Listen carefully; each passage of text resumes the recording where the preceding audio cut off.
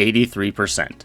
In an MIT study, that's how many of the people writing with ChatGPT couldn't quote one sentence from an essay they'd finished minutes earlier.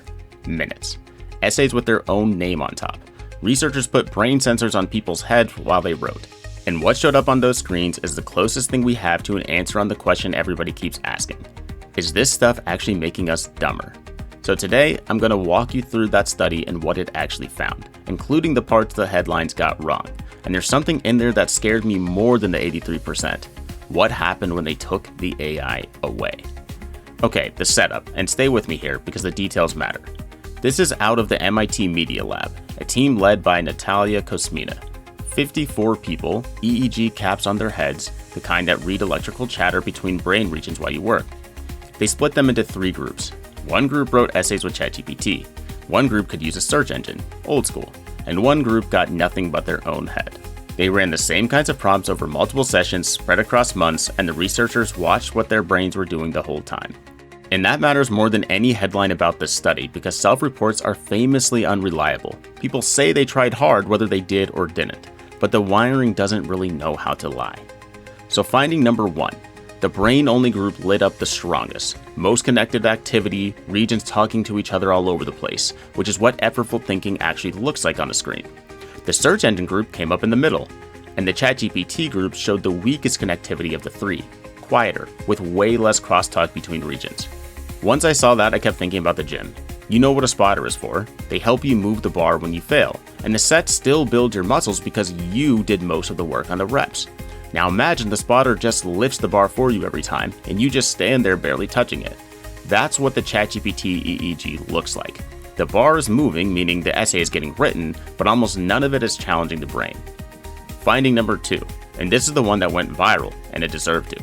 Right after finishing, up to 83% of the ChatGPT group couldn't quote a single sentence from their own essay. The brain-only folks mostly could, and it gets weirder, because when the researchers asked people how much the essay felt like theirs, the AI group hesitated. They'd just written it, their name was on the top of it, and yet somehow they felt like they were handing in somebody else's work. Because in the way that matters, they were. Now connect that to your own life. This is bigger than essays. If you can't remember what you wrote, what are you going to do with it next week? You still spent the time, you just didn't get to keep anything from it. And now the finding I promised you. The one that should change how you use this stuff tomorrow.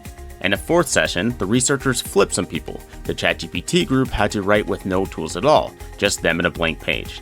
And in that session, their connectivity came in weaker, closer to their old assisted pattern than to people who'd been training brain only the whole time.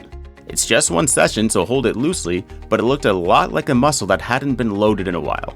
The researchers gave it a name, cognitive debt. And I think that's exactly the right phrase because debt means the cost didn't disappear when you swipe the card. It sits there collecting interest until the day you have to think without the tool. A job interview or just a Tuesday where the Wi-Fi is down, but the decision still lies in your lap. Now hold on, before you quit ChatGPT over this, the caveats. And this is the part that most videos honestly skip. This was 54 people. It was one kind of task, essay writing. And when it blew up online, it was still a preprint, meaning the other scientists hadn't finished kicking the tires on it yet. So anybody telling you MIT proved AI rots your brain is selling something. The study doesn't even claim that. The actual result is narrower and honestly more useful. When you let AI do the thinking, your brain does less, remembers less, and owns less, and that effect lingers. So don't quit AI over this, just stop using it the way most people are using it.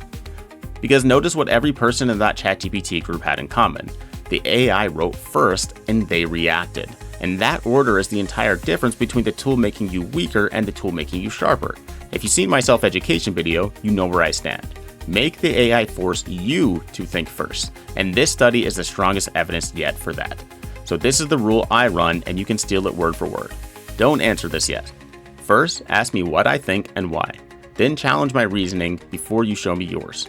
You think first on the record, then the AI pushes back and patches the holes in your reasoning. Your brain does the reps and the AI becomes the spotter it should have been from the start. It's the same tool the study used, it's just a completely different order. And that order decides whether the tool builds you or does the reps for you. So, is the AI making you dumber? My honest read, only if you use it the passive way. And now there's EEG data pointing that direction. The machine will think for you as long as you let it, and the bill will show up later. Drop a comment and tell me your most brain-off AI habit, the thing you let it do that you know you should be doing yourself. Because mine for a while was pretty bad, having it write messages to people I care about. So I had to get in there and break that habit. I'm Des. I read the actual papers so you get the receipts instead of headlines. Subscribe if that's worth something to you. Let's build.